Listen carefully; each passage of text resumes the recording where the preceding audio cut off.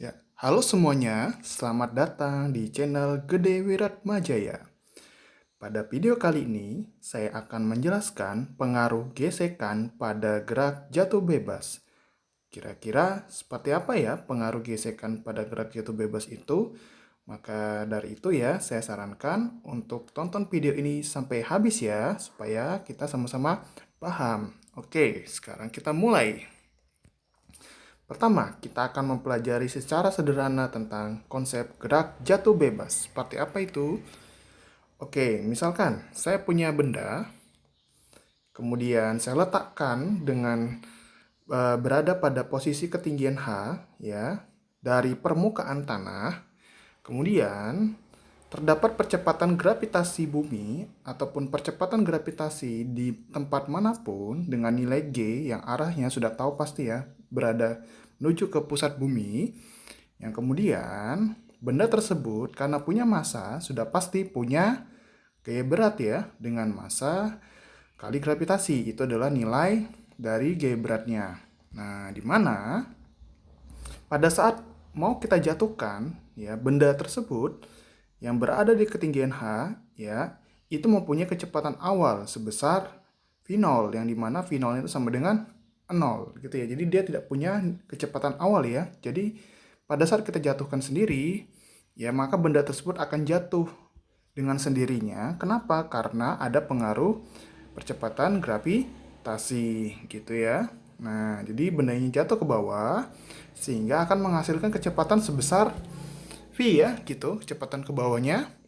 Nah, sampai akhirnya benda itu jatuh ke bawah mengenai si permukaan tanah ya, gitu. Nah, jadi pada video kali ini kita lihat ya, saya akan membahas ada beberapa kasus, yaitu ada dua ya kasusnya. Pertama, saya akan tinjau gerak jatuh bebas, khususnya kecepatannya itu ketika tanpa ada gesekan udara, alias bendanya jatuh berada pada kondisi vakum, ya.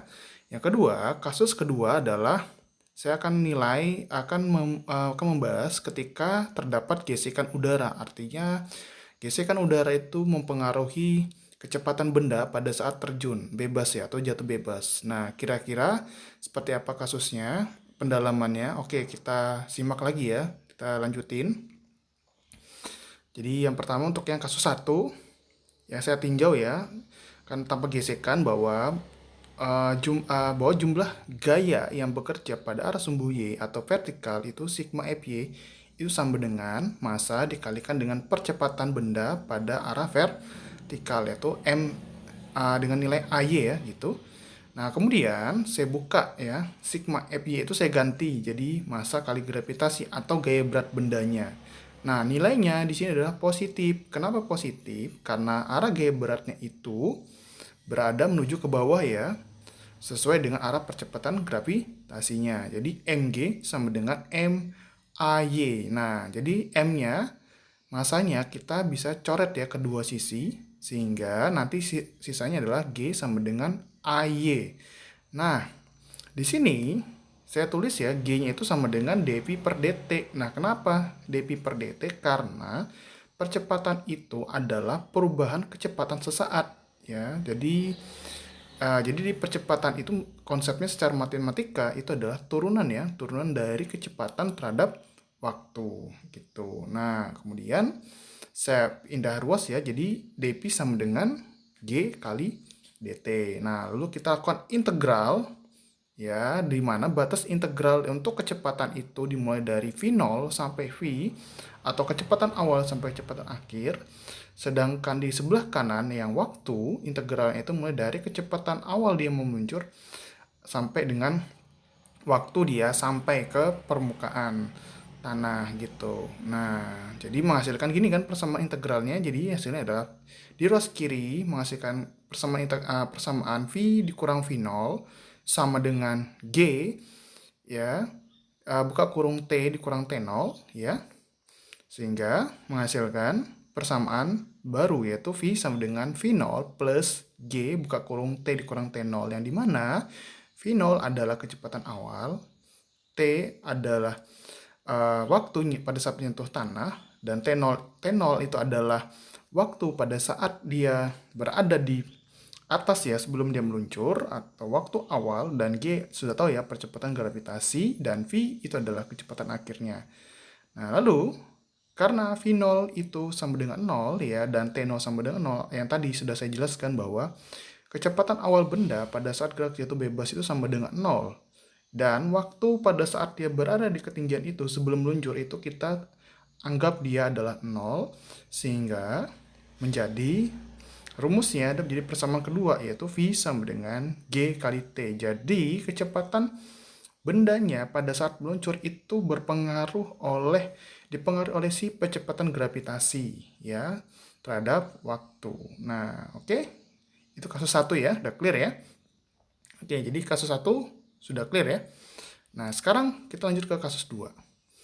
Nah, kasus 2 itu kondisinya ada gesekan. Jadi, ketika bendanya bergerak ke bawah, ya, akibat ditarik oleh gravitasi atau gaya berat, maka ada gaya yang berlawanan arah. Itu adalah gaya F kecil atau gaya gesekan udara. Nah, sekarang bagaimana perumusannya?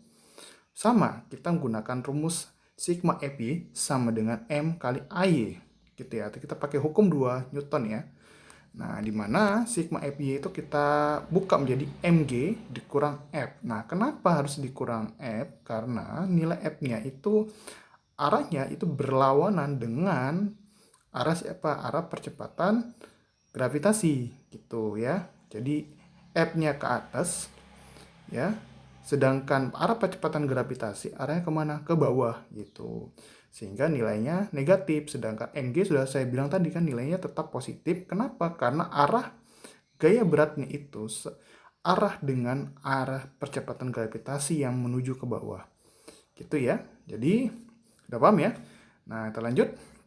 Jadi saya ulangi lagi ya. Jadi hasilnya Mg dikurang gaya gesekan udara itu sama dengan M kali AY atau massa dikali percepatan pada arah sumbu Y. Nah, kemudian saya buka ya. Jadi Mg dikurang F sama dengan M dP per dt ya. Artinya turunan dari percepatan itu adalah dP per dt gitu ya. Nah, atau perubahan kecepatan yang terjadi sesaat gitu ya. Nah, kita lanjut ya.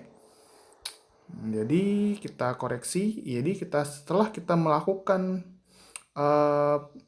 perbaikan dengan melakukan tulisan coret-coretan ya, jadi menghasilkan persamaan dP buka kurung G dikurang F dibagi M ya, tutup kurung dikali dt. Nah, ini ya persamaannya. Jadi kita lakukan integral seperti kasus 1 tadi ya, dengan konsep integral yang sama ya, sehingga di mana dP-nya itu kita integralkan dengan batas V0 sampai V, dan dt-nya atau waktunya kita integralkan dari batas T0 sampai T. Sehingga menghasilkan persamaan di ruas kiri V dikurang V0, di ruas kanan buka kurung G dikurang F bagi M tutup kurung, di mana dikali dengan T dikurang T0 ya. Kemudian kita ingat kembali konsepnya bahwa V0 itu sama dengan 0 dan T0 itu sama dengan 0 ya. Sehingga menghasilkan persamaan V ya sama dengan buka kurung G dikurang F dibagi M kali tutup kurung dikali T. Nah, jadi di persamaan 4 ini kita lihat ya perbedaannya bahwa percepatan gravitasinya ini harus dikurangkan dengan nilai dari gaya gesekan udara dibagi dengan massa bendanya itu sendiri. Nah, baru dikalikan waktu ya. Nah, kemudian kita lihat ya perbedaannya, perbandingan persamaannya atau perbedaannya. Oke, untuk persamaan yang kasus 1 atau persamaan yang menghasilkan persamaan 2, bahwa kecepatan itu dipengaruhi oleh percepatan gravitasi dan waktu dia terjun ya. Itu untuk kasus 1. Nah, kasus kedua itu dipengaruhi oleh yang utama adalah G gesek udara ya, kemudian dipengaruhi oleh massa benda, kemudian dipengaruhi oleh percepatan gravitasi dan juga waktu terjun. Jadi persamaan kasus 2 Untuk kasus 2 itu sendiri itu dipengaruhi 4 komponen, yaitu gaya gesek udara, massa benda, kecepatan gravitasi, dan waktu terjun. Sedangkan untuk kasus 1 itu hanya 2 komponen saja, yaitu percepatan gravitasi dan waktu terjunnya gitu. Jadi bisa kelihatan ya bedanya persamaan untuk kasus 1 tanpa gesekan udara dengan kasus kedua ketika terjadi gesekan udara. Nah, dari sini kita bisa melakukan analisis secara visual menggunakan konsep grafik kecepatan benda. Nah, di mana kita bisa lihat di sini ya bahwa kecepatan benda ya terhadap waktu, kita bisa lihat di sini grafiknya ya. Kecepatan benda terhadap waktu menunjukkan bahwa semakin bertambahnya waktu, maka kecepatan bendanya akan semakin meningkat untuk kedua kasus. Akan tetapi kita lihat untuk kasus yang tanpa gesekan udara itu menghasilkan nilai yang sangat besar dibandingkan ketika bendanya itu mengalami gesekan udara, ya kan? Jadi bisa dilihat ya bahwa di sini pengaruhnya bisa dilihat sangat mempengaruhi ya nilai dari kecepatan bendanya kan. Nah, jadi nilai kecepatan gesekan benda ketika terjadi gesekan udara itu jauh lebih kecil dibandingkan bendanya itu berada dalam kondisi tanpa gesekan udara atau berada di ruang vakum. Nah, jadi bisa dilihat ya perbedaan secara visual, secara grafik ya berbeda jauh kan nilainya. Nah, jadi contoh aplikasinya sudah jelas kan ya bahwa gesekan udara itu mempengaruhi sekali nilai kecepatannya dibandingkan tanpa gesekan udara kan yang nilainya sangat besar sekali ya gitu. Oke, nah jadi cukup sekian dan terima kasih ya dari video dari saya. Mudah-mudahan video kali ini bermanfaat ya bagi kalian yang ingin mau belajar fisika secara ya bisa dibilang secara visual yang menggunakan data grafik dan sebagainya. Oke, sampai sini videonya. Sampai ketemu lagi di video selanjutnya dan jangan lupa untuk terus belajar ya. Terima kasih dan sampai jumpa. Dadah.